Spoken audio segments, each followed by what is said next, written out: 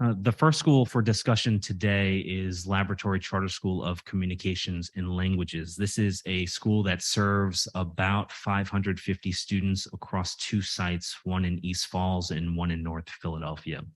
It's one of the original charter schools and has gone through, as the timeline displays, a handful of prior renewal evaluations. I think it is notable in this moment that in each of their last two renewals, so first in 2012 and again in 2017, there were delays to that renewal process. And in fact, in 2017, the SRC did adopt a notice of non-renewal given some of the issues that were identified 5 years ago.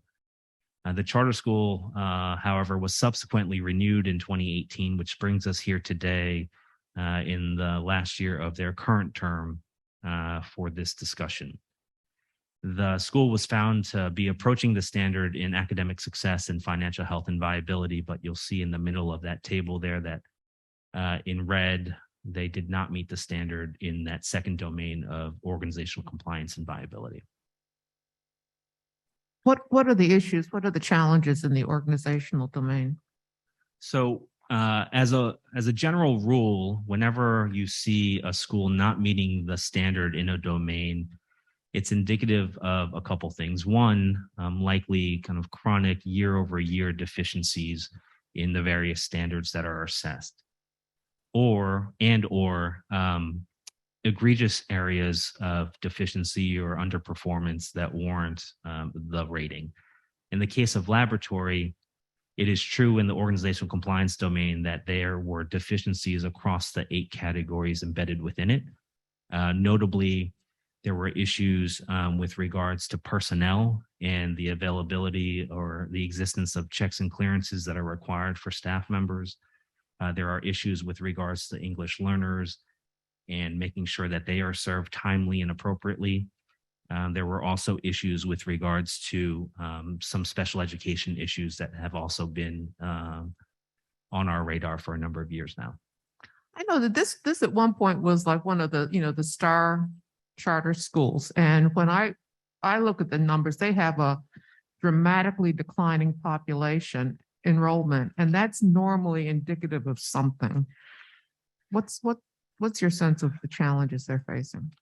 That's a really good point. And in the upper right-hand corner of this slide, we have displayed their enrollment on October 1st of this school year of being nearly 700 students. We've also displayed directly below that their enrollment roughly last week, which has dropped about 150 students down to 530 or so. This is out of a total authorized enrollment of 1,075. So this is a school that even in October, one might have considered as under-enrolled. We do see the decline of about 150 students as being notable because this is 150 students that have chosen to leave the school, and that is concerning. Board Member Streeter, the team. One of you speak, please. Mr. Pong, I know that sometimes with schools, parents or, whatever their complaints or concerns are sometimes indicative of other things that are going on. Have families reached out to you at all? We've received a significant amount of outreach from families and former staff from Lab. We just had a discussion about Franklintown and outreach we received there. For Lab, the number of calls we've gotten over the term, I think, eclipses 50. It's roughly 50 or so calls from either families of students or staff members at the school. We do keep data on the calls or outreach that we do get by school, and Lab is at the top of that list with just about 50 inquiries that run the gamut of concerns. Board Member Streeter.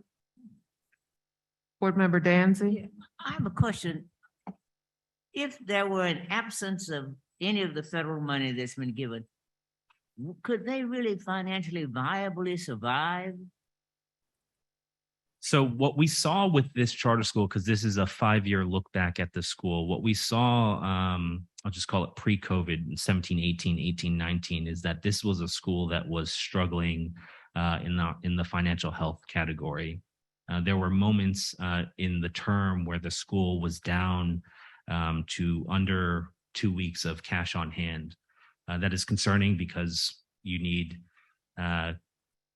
revenue, you need funds to pay bills, to pay people, to serve students. And so there were periods of time, significant periods of time during the course of this charter term that the school was not in a particularly strong financial position. Board Member Fix Lopez. Yeah, more just a higher level processing that I'm trying to do right now, because there's a lot of important information is, I heard Board Member Streeter say in the last, in the Keystone one that he would support the addition of 300 seats. And my first reaction is just like, no way. And then as I think though, and I look at this, and I think, of the quality of education. And so when I'm trying to take myself back to the focus on quality education and access to quality education for students, and I use that as the North Star of the decision making. I understand Board Member Streeter's position with those seats, but then I look at this and say we can't continue to send students to a type of school that's been in constant decline over the years and been consistently put on watch in a sense. And so I just kind of am more like processing out loud that focus on the quality education that we are looking for, and how it seems that this school is closing on its own based on enrollment, and it might be time to consider what we do with, action towards this school. Board Member Streeter. I just want to piggyback off of Board Member Fix Lopez. I think this board from since I've been on it has had a laser focus on student outcomes and student achievements. And when we make decisions about charter schools, they're not arbitrary and capricious, picking winners or losers for reasons that people may think we do. It's because of student outcomes and schools serving the interests of our children. So I think I know where I'm kind of leaning with this decision here as well. Just want to state that on the record. Well, we appreciate the input and we will figure it out. And so next school, please. Next slide, please.